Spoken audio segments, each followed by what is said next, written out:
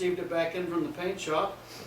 This car was shipped over here from a couple of craftsmen in Poland that hand hammered the body to shape, custom made all of the frame and the chassis to exact original specifications, carefully wrapped all of the body panels around all the tubing of the frame, and as a father and son team, a couple of very skilled craftsmen,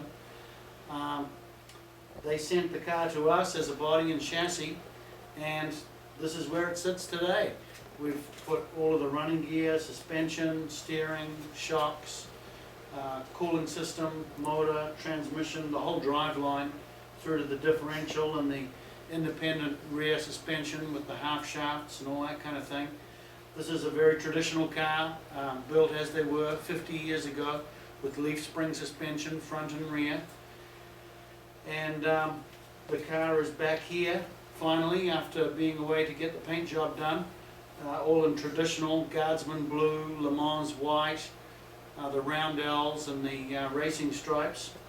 They've color-coded the wheels so that they were highly visible on the race tracks. They were painted white so they stood out. And the car is back here for a final assembly, a little bit of troubleshooting, last few connections, and the car will be leaving here as a going concern when we're finished with it. View of the interior of the car here. We've got some nice vintage instruments in this thing, as you can see from the yellow patina on them. We've hand leaded up the switch panel, and that has the radium tipped period correct aircraft switches all loaded into it. And you can see we've very proudly got the signature of the designer of the car, Peter Brock, and he signed that at the Shelby 40th convention for us, and he's proud to have his signature on the car and something that wears it so well in the recreation of what he designed and built back in the day. Looking forward to getting it in the hands of the customer. Alright, this is a pretty good look at the back end of the car, and we do not have the trunk floor in place yet, and once the trunk floor is in, that will give us a place to sit the spare wheel. This car is all being built to be FIA eligible, and it'll be able to be vintage raced in Europe under their regulations. So that's the beauty of building a car that's as period as correct as this one, that has all of these nice little touches as it was. The gas tank's been upgraded with a spark suppression material, which I love to use on the inside of them. It gives you a great deal of safety without having the problems of a bladder that leaks on the gaskets and the bladder itself and that kind of thing. So we've got the gas tank in pretty good shape with a main and a fuel, a main and a reserve pickup for the fuel for racing. It's vented and all that kind of thing. We can see the transverse leaf spring holding the suspension up on the car, and you can see a pretty good shot here at the nice rugged diagonal brace on the roll bar. This car was designed around this roll bar and the roof line of the car. They took the tallest guy that would race it back in the day. They sat him in the bare chassis, and they did some measurements with a tape measure and a framing square, and they decided that the roof needed to go right there. And so that's how this cage was built to this height, to fit with the aerodynamic shape and to fit the tallest driver they could in the car. So there it is, ready for final reassembly, and we're excited to see the thing together and running. Alright, this is a front view of it for the stage it's at now, back from paint. You can see the Guardsman blue, Le Mans white, stripes, roundels. This is ready for the air deflectors on the front, the glass to go back in the car. There's quite a few interior details and pieces to put together underneath it. Exhaust system, the side pipe, dual side pipe exhaust system. So we're about ready to look at our punch list for final reassembly, and we're excited to make Peter Brock proud of us and what we've put together. And we're excited to see the look on the customer's face to see this car finally ready to be turnkey and driving around the roads in California. We'll see you again soon. Hey, this is Nick again from Acton Custom. We have 2 years later finally finished the Daytona Coupe, the Project Daytona Coupe build. This is a 1964 Cobra, Shelby Cobra.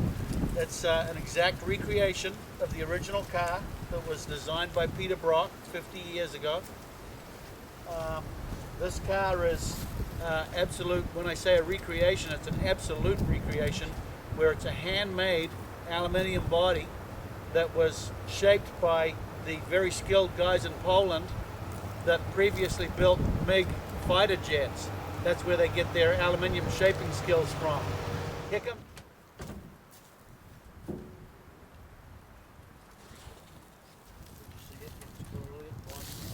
This is the heart of the beast right here.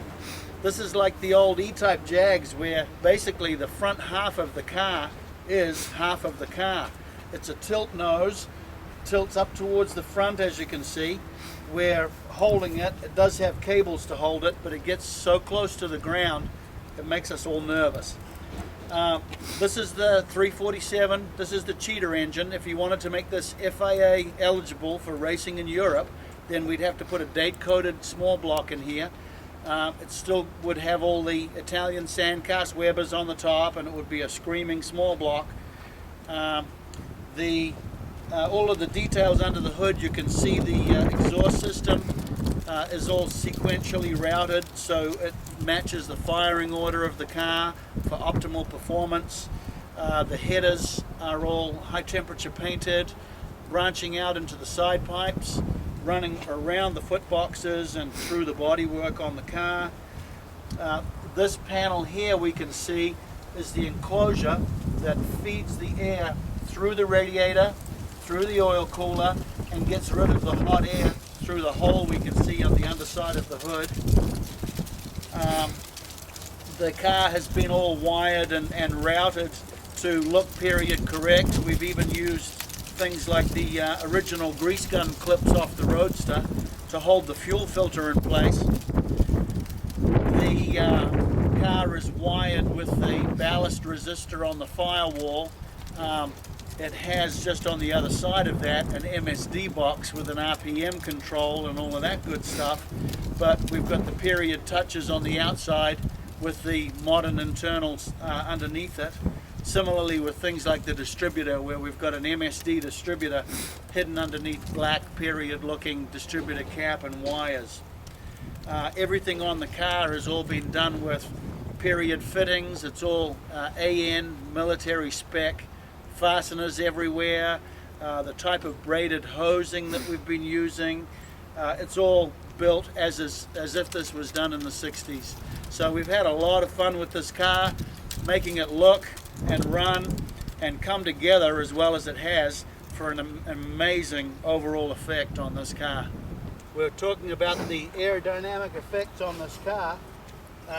This has got a very small intake for the radiator in the center here, and it doesn't need a very large intake because the air is being pushed in there at such high speeds that this car is capable of running.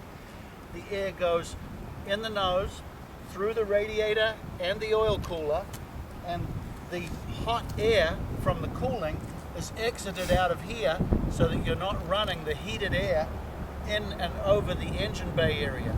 So again, we've got the aerodynamic tricks by Mr. Brock, where he's put the blade across the front here to create a low pressure area here to allow the hot or the coolant from the oil and radiator, the heated air is allowed to exit out through here uninterrupted with airflow.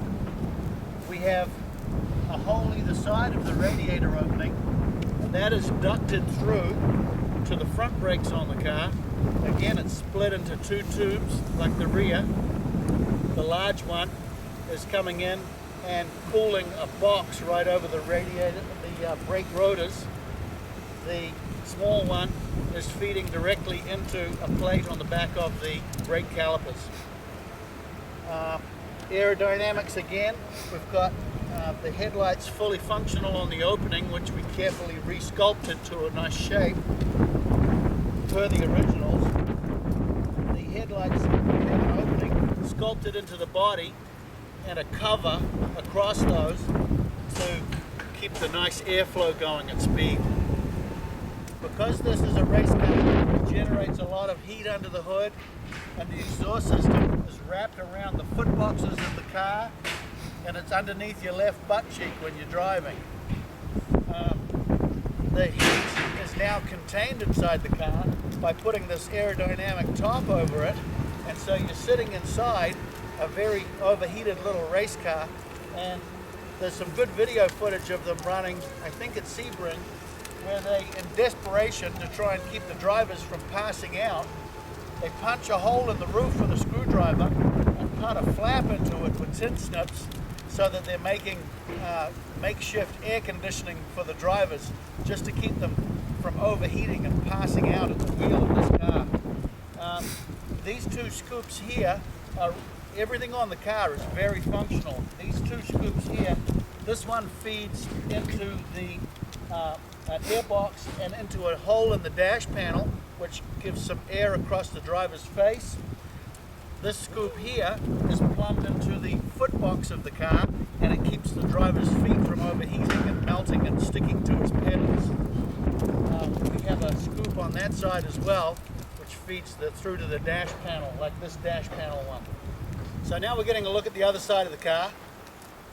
The gorgeous handmade aluminum bodywork.